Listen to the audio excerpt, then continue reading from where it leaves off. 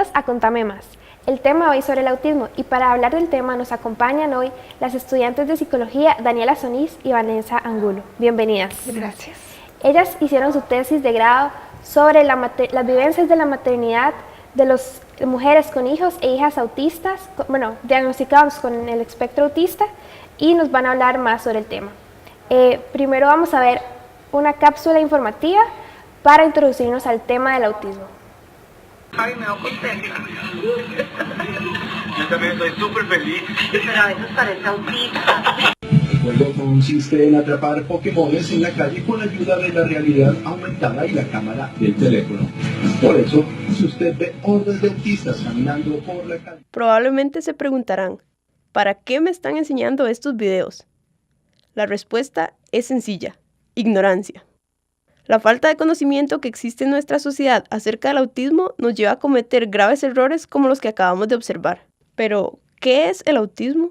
Es un síndrome que va a manifestar conductas especialmente relacionadas con el sistema de comunicación, con las conductas sociales. Sin embargo, a pesar de que son personas capacitadas para realizar casi cualquier trabajo, muchos aún creen lo contrario. El principal mito es que no se comunican. Entonces se tiende a creer que la persona no habla o que no se puede comunicar con usted. Lo que sucede ante este mito es que hay un sistema de comunicación totalmente diferente. Entonces se comunican de una forma a la que nosotros no estamos normalmente acostumbrados. Otro mito es la agresividad, que se supone que son personas agresivas o se antepone este término. En realidad la agresividad es una reacción a una dificultad comunicativa. Y el tercer mito podríamos decir que es que no pueden llevar una vida normal.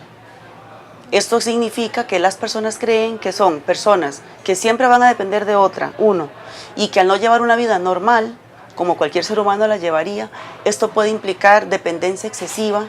Una investigación de la Universidad de Newcastle, en Inglaterra, observó autistas y a personas que no padecían de esta condición mientras veían películas con personajes humanos y personajes animados.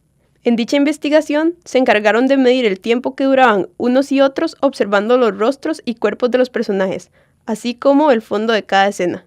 Los resultados reflejaron que los autistas observaban los rostros de cada personaje durante menos tiempo que el promedio de una persona que carece de esta condición.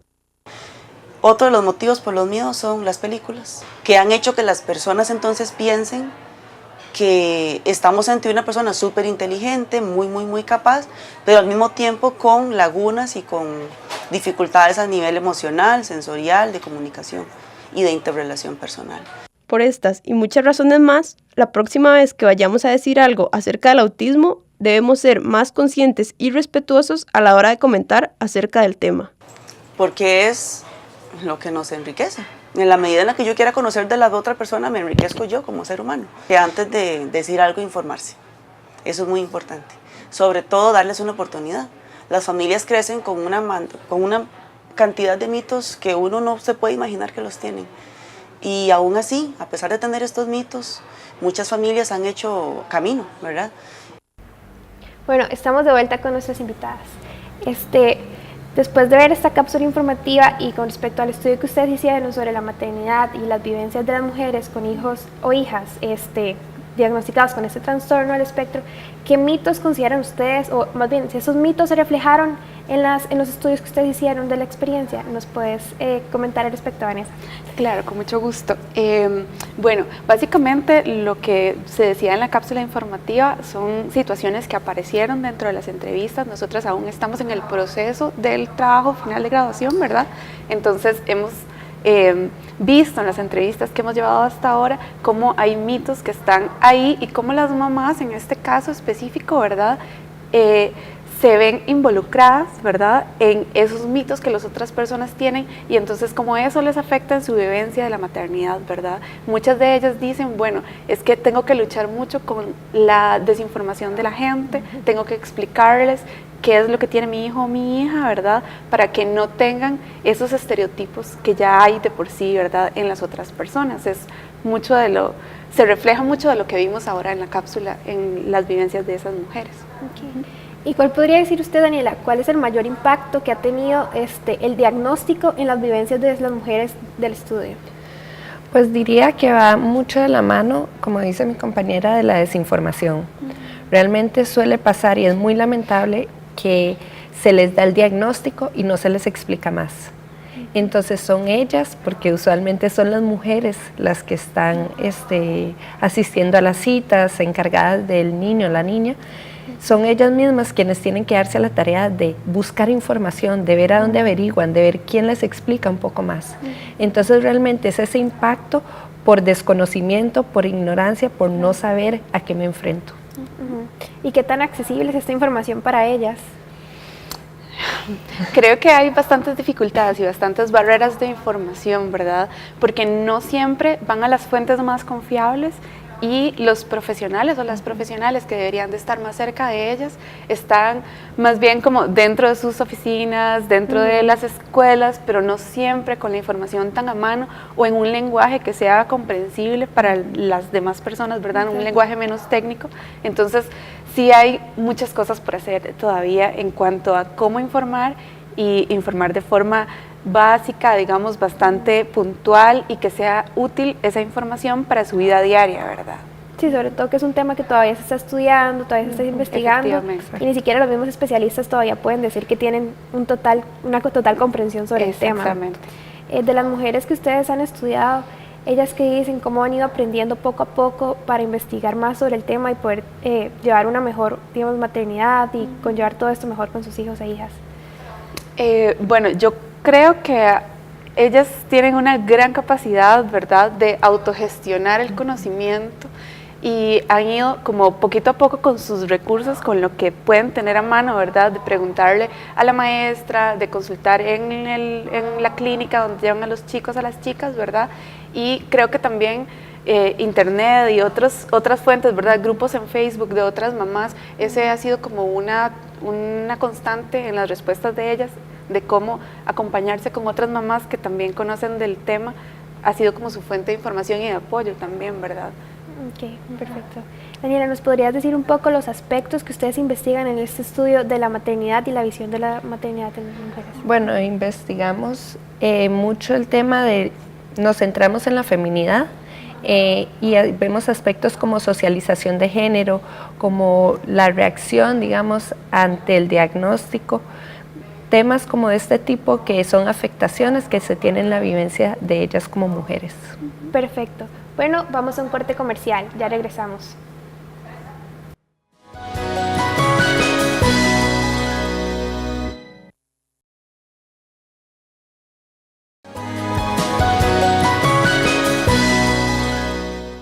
Estamos de vueltas con nuestras invitadas, Daniela Solís y Vanessa Angulo. Seguimos hablando sobre el tema del autismo, de que ellas hicieron un estudio sobre la vivencia de la maternidad de las mujeres con hijos e hijas diagnosticados con el espectro autista. Bueno, dentro de su estudio, ¿cuál puede decir usted, Daniela, qué es el rol de las mujeres o de la feminidad en los procesos de conocimiento de sus hijos o hijas, de su feminidad en el momento de que conocen el diagnóstico de sus hijos? ¿Cómo se ve esto afectado? Bueno, realmente, como rol social, las mujeres nos es asignado el tema de la maternidad. Entonces ya eso tiene un peso muy importante en la vivencia de una, ¿verdad?, como mujer. Ya esto trae todas sus implicaciones, es como un recetario, ¿verdad? Y no solamente es la maternidad, sino ser buena madre, que eso acarrea un peso mayor. Entonces, cuando ellas se enteran del diagnóstico, se enfrentan a lo desconocido, se enfrentan a un imaginario que dista mucho de lo que tenían como ese chip, digamos, de lo que era la maternidad. Entonces tienen que venir a reconfigurar toda esa vivencia, todo ese apoyo que se le da al hijo, que se le da a la hija, y usualmente ellas se dejan de lado. Entonces todo este cuidado hacia sí mismas, todo este interés por cumplir los sueños, todo eso pasa a un segundo, tercer, cuarto plano y se dedican al cuidado de su hijo o hija, tratando de reconstruir pues esa vivencia y en lo que consiste o va a consistir esta nueva maternidad, ¿verdad? ¿Considera usted, Vanessa, que si las personas estuvieran un poco más informadas, tal vez esta feminidad o el tiempo que tienen estas mujeres para sí mismas pudiera no disminuir tanto y que ellas pudieran conocer que pueden cuidar de sus hijos, pero que al mismo tiempo pueden cuidarse de sí mismas? Sí, por supuesto, definitivamente es necesario una reconstrucción, ¿verdad?, de cuáles son esos roles asignados a los géneros en la sociedad en la que vivimos, ¿verdad? Y justamente eso va de la mano de la información, definitivamente, ¿verdad? Entonces, creo que son como dos lados. Por una parte está la información acerca del trastorno por espectro autista y lo que se puede hacer en esa área específica, digamos, en cuanto a cómo informar y cómo va a ser el acceso a esa información, pero por otro lado también la reconstrucción o deconstrucción, ¿verdad?, de los roles asignados a los géneros, y entonces cómo las mujeres podemos accesar a una vivencia de maternidad muchísimo más benévola con nosotras mismas, digamos, muchísimo más acorde a los tiempos y a las necesidades de cada una de las mujeres, ¿verdad? De cómo hacer esa deconstrucción es donde estamos trabajando, ¿verdad? Creo que es por ahí por donde va el asunto. Sí, claro. Y bueno, con respecto a la maternidad, la feminidad y sobre todo de estas madres que tienen este caso, claro que hay mitos y estereotipos sobre ellas, de que tienen que cuidar más a sus hijos, de que si tienen que tomar tal decisión que sea por el bien de sus hijos, y como que hay cierta presión social también sobre ellas. ¿Eso se ha visto reflejado en sus estudios? Sí, efectivamente, creo que hay una, vamos a ver, como exactamente eso, como una expectativa a que estas mujeres ejerzan esa maternidad desde un estar siempre ahí, ¿verdad? Desde el ser incondicionales, desde el siempre tener que estar pendientes de todo. Y también creo que se ve involucrado el tema de que otros roles están ausentes en ese cuidado, ¿verdad? Perfecto, vamos a ver un Vox Populi sobre la información del autismo. Hola, hoy nos encontramos en la Facultad de Ciencias Sociales de la Universidad de Costa Rica y le vamos a preguntar a la comunidad estudiantil qué tanto conoce sobre el autismo. No sé, no mucho, pero sé que es un trastorno psicológico en el cual un individuo se desarrolla únicamente en su mundo y le cuesta mucho tener contacto con las características de un mundo externo. Conozco muy poco sobre el autismo, la verdad, nunca he estado como con una persona que tenga autismo, entonces conozco apenas como lo básico, el nombre. Que la gente está como en cualquier lado, pero no es algo como fijo, es como cambiante siempre. No sé, yo me imagino que las personas que sufren de esa condición no deben de ser, o sea, me imagino que no deben ser personas limitadas. En realidad no sé mucho, nada más sé como que es una situación psicológica donde la persona que pueden tener las personas y que tienen como diferentes filtros a la hora de relacionarse con el mundo. Bueno, sobre el autismo sé que es una condición que tienen algunas personas que de cierta parte les impide socializar o convivir de igual manera con todas las demás personas. Realmente no sé mucho del autismo, sé que es una enfermedad que no necesariamente todas las personas tienen los mismos niveles de autismo. En realidad del autismo no sé mucho, considero que no es un tema que se discuta mucho, es más, creo que muchas veces se invisibiliza porque es una condición que ha sido como estigmatizada de alguna manera como algo, un problema, digamos. Bueno, podemos concluir que en general los estudiantes que entrevistamos tienen un conocimiento básico o nulo sobre el autismo. Las personas que conocen más al respecto es porque son estudiantes de psicología o medicina. ¿Y vos qué tanto conoces? Bueno, como pudimos ver, en realidad la comunidad estudiantil a la que le consultamos conoce en realidad muy poco sobre el autismo y lo que conocen son por exactamente los mitos o ideas que se han generalizado sobre este espectro. ¿Qué tanto cree usted, Vanessa, que influencia el poco conocimiento sobre el autismo en la vivencia de los estudiantes con autismo, porque también se encuentra en nuestra comunidad universitaria? Sí, claro, efectivamente, volvemos al tema de los mitos, ¿verdad? Y los estereotipos y cómo eso crea barreras para interrelacionarnos o interactuar con estas personas, ¿verdad? Porque si ya de por sí llegamos a interactuar con alguien cargada de mitos y de pensar que mejor no le digo nada o no le hablo, etcétera, ¿verdad? Entonces, definitivamente la falta de información afecta muchísimo en cómo relacionarnos o no con estas personas, ¿verdad? Por supuesto. Daniela, ¿y cómo cree usted que reaccionan las madres y esa maternidad de querer proteger a su hijo frente a tal desconocimiento en los diferentes espacios de la vida cotidiana de ellos? Pues ellas nos comentan que es una mezcla de emociones, es entre ira, frustración, tristeza, impotencia, porque imagínate lo que es andar, por ejemplo, en el bus y cuando una persona tiene TEA, ¿verdad? Trastorno por espectro autista, no es tan notable físicamente como tal vez otras condiciones. Entonces nos suelen contar que, por ejemplo, se suben en un bus y el niño o la niña pues tiene lo que la gente denominaría un berrinche. Y entonces, ¿qué sucede en ese momento? El chiquito pegando gritos, el chiquito llorando, no queriendo tal vez levantarse del piso, y entonces todo el mundo la vuelve a ver y ella siente la mirada de, sos una mala madre, ¿por qué no lo controlas? ¿Por qué no lo ayudas? Entonces es también esa culpa y esa impotencia, como decía Vane, entonces tengo que andarle diciendo a todas las personas que tiene autismo, y no solamente decirle, es que tiene autismo, sino, ¿qué es autismo? Porque como pudimos ver, la gente no sabe. Entonces realmente es ese desconocimiento generalizado también aporta una carga más a la vivencia de ellas, de su maternidad y de su feminidad. Y en un espacio en un espacio donde se supone que las personas deben informarse y deben educarse, como es la universidad, en realidad es bastante extraño y bastante como desmotivante saber que en realidad la comunidad estudiantil está poco informada al respecto, y tal vez no es que estén como que no tengan ganas de conocer, simplemente que no se les motiva y no se les dan las herramientas necesarias para esto. Bueno, ya volvemos, vamos a un corte comercial y seguimos hablando sobre el autismo con nuestras invitadas.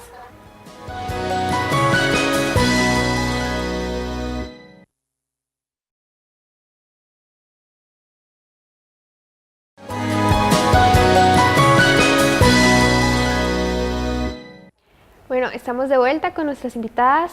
Muchas gracias de nuevo por acompañarnos. Bueno, la primera pregunta es, ¿cuáles son las reacciones o pensamientos de una madre al enterarse del diagnóstico de su hijo? Bueno, en las entrevistas que hemos hecho hasta el momento, ¿verdad? Con las participantes que hemos tenido, muchas de las reacciones primeramente ha sido miedo, ¿verdad? Miedo a enfrentarse a algo que desconocen, claro. Es por esa misma desinformación, ¿verdad? De no saber qué es lo que está pasando, ¿será que mi hijo sí va a hablar, no va a hablar, sí va a poder ir a la escuela o no, ¿verdad? Ese tipo de expectativas y de incertidumbre es como la primera reacción, ¿verdad? Y efectivamente la culpa es como uno de los temas más importantes que nosotras, bueno, queremos desarrollar en nuestra parte de cuando ya revisemos bien todo el tema junto con lo teórico, ¿verdad? Porque efectivamente la culpa es como un mecanismo que se dispara, efectivamente, desde este rol de maternidad muy establecido.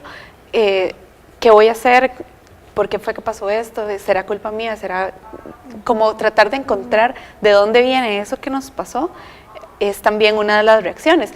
Pero por otro lado, creo que por lo menos en las entrevistas que hemos hecho, ha sido como también, bueno, ok, esto está pasando, ya después de que pasan como estos sentimientos, entonces es, ¿qué necesito hacer?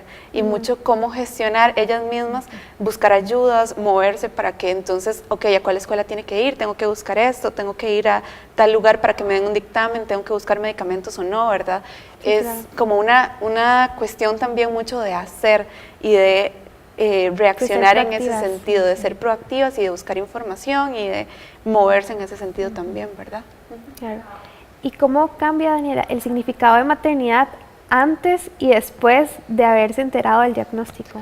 Ok, realmente, bueno, también agregando un poco a lo que decía Vane, hay un proceso de duelo, que es ese duelo entre lo esperado y lo real, digamos, ante lo que me enfrento. Y todo eso media en la reconfiguración de la vivencia de la maternidad. ¿Cambia en qué sentido? En que entonces todas estas expectativas que tal vez tenía en un inicio, pues tengo que modificarlas y tratar de prepararme un poco a lo inesperado, ir viviendo y quemando las etapas una por una, digamos, y de esa manera pues irme adaptando a lo que va sucediendo. Este pensar del futuro, de bueno, y más adelante, cuando esté en el colegio, todo eso suele dejarse un poco de lado para enfrentarse en lo que hay ahora y poder manejar eso, porque si no, pues probablemente va a traer más ansiedad que no va a aportar realmente positivamente a la hora, al momento actual.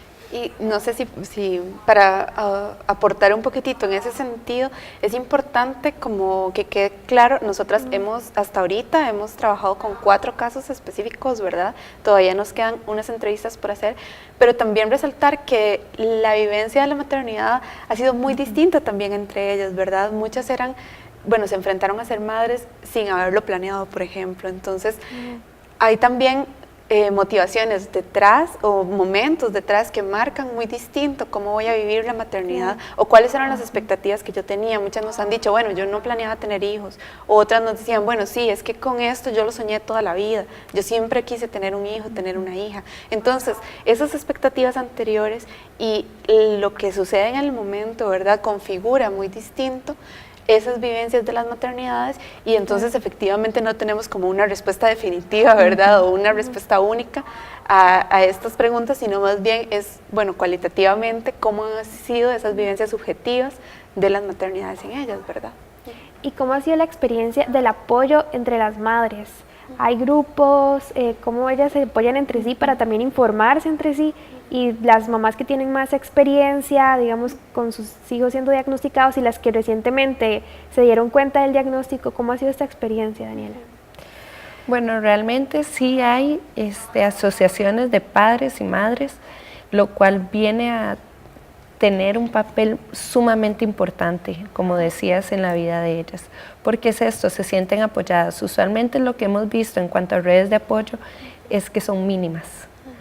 Entonces estas asociaciones, estos grupos vienen a ser fundamentales porque las personas que tal vez ya tienen más años con sus hijos, hijas, o que tienen más hijos, pues vienen a dar tips o recomendaciones que puede que apliquen, puede que no, porque cada vivencia es muy particular, pero te permite tener como una idea general de lo que puede suceder y no te sentís sola. Te das cuenta también que parte de lo que vos vivís lo viven otras personas. Entonces sí hay este acompañamiento.